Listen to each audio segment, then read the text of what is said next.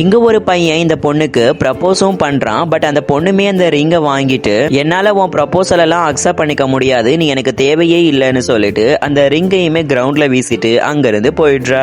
ஏன் இந்த பொண்ணு இந்த பையனை ரிஜெக்ட் பண்ணான்னா, இவங்க சின்ன வயசா இருக்கும் போதே இவங்க ரெண்டு பேருமே முடிவு பண்ணிருப்பாங்க கண்டிப்பா நம்ம ரெண்டு பேரும் மேரேஜ் பண்ணிக்கலாம்னு. பட் இந்த பையனுமே தன்னுடைய ஆபீஸ்ல வேலை பார்க்குற இந்த பணக்கார பொண்ணு கூட ரொம்பவே டீப்பான ஃப்ரெண்ட்ஷிப்ல இருந்திருப்பான். தென் ஒரு கட்டத்துக்கு மேல அவங்கள லவ் பண்ணவும் ஸ்டார்ட் பண்ணி இருந்திருப்பான். தென் இப்படியே இவங்க லைஃப் போயிட்டு இருக்கிறதுனால இந்த பொண்ணுக்கு பண்ணி கொடுத்த சத்தியத்தை காப்பாத்துறதுக்காக தான் இந்த பொண்ணுக்கு ப்ரப்போஸும் பண்ணிருப்பான். இந்த விஷயம்லாம் தெரிஞ்சுக்கிட்டு இந்த பொண்ணுமே அந்த ப்ரப்போசலை அக்செப்ட் பண்ணல. இப்படியே 5 வருஷம் ஓடிருச்சு. இந்த பொண்ணுமே பைலட்டா ஆயிட்டாங்க. தென் இவங்க பிளைட் ஓட்டுறதுக்கு ரெடியா இருக்கும்போது சடனா அந்த பக்கத்துல இருக்கிற பைலட் உடம்பு சரியில்லாம ரொம்பவே மயங்கிடுவாரு. தென் இந்த பொண்ணுமே கண்ட்ரோல் சென்டருக்கு கால் பண்ணிட்டு வேற யாராவது அசிஸ்டன்ட் பைலட் இருந்தா கொஞ்சம் அனுப்பி வைக்கிறீங்களான்னு கேட்பாங்க. அதுக்கு இந்த பையன் தான் ரெஸ்பான்ஸ் பண்ணுவான். தென் இந்த பையனுடைய வாய்ஸ் கேட்டதும் இந்த பொண்ணு பழைய ஞாபகங்கள் எல்லாத்தையுமே நினைச்சு பாக்குறாங்க. இதுக்கப்புறம் இந்த ஸ்டோரியில என்னாச்சுன்னு பாக்குறதுக்கு முன்னாடி மறக்காம இந்த வீடியோக்கு ஒரு லைக் கொடுத்து எங்க சேனலையும் சப்ஸ்கிரைப் பண்ணிக்கோங்க. தென் இந்த ப்ராப்ளம் எல்லாமே நல்லபடியா சால்வ் ஆயிட்டதுனால இந்த பொண்ணுடைய ஃப்ரெண்ட்ஸ் எல்லாத்துக்குமே அன்னைக்கு நைட்டு பார்ட்டியும் கொடுத்திருப்பாங்க. பார்த்தா அந்த டின்னர் பார்ட்டில இந்த பையனுமே உட்கார்ந்துட்டு இருப்பான். தென் இந்த பார்ட்டில பார்ட்டிசிபேட் பண்ற நிறைய பொண்ணுங்க இந்த பையன் கிட்ட வந்து பேசிட்டு இருப்பாங்க.